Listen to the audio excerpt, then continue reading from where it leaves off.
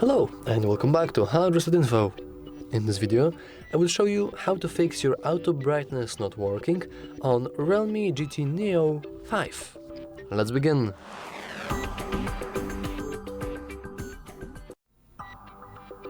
So we can start with expanding our control center, and as you can see here we have our bar for brightness.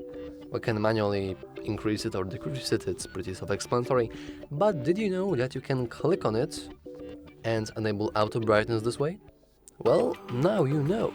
Of course, if it's enabled, then auto brightness should work. If it's not, then there is no way it will work. Once again, pretty self-explanatory. But if for some reason it's still not working for you, then I would simply advise you to turn off your device.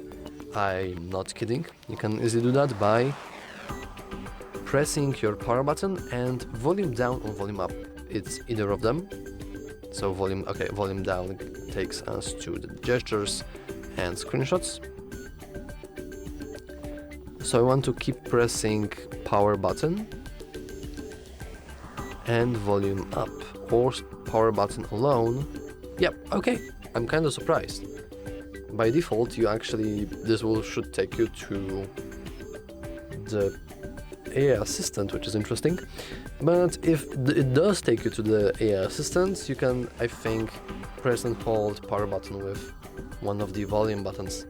So now we simply want to restart our phone, though we need to input our password first. And now our phone gets rebooted.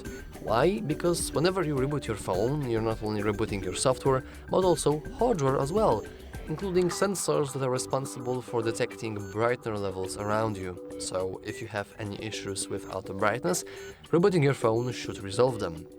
If it doesn't, then that's a problem. And it's pretty hard one, since honestly I have no idea what could else help you. I could technically show you that you can always go to the settings, scroll all the way down, go into System and Update, and head into Software Update, right on the top.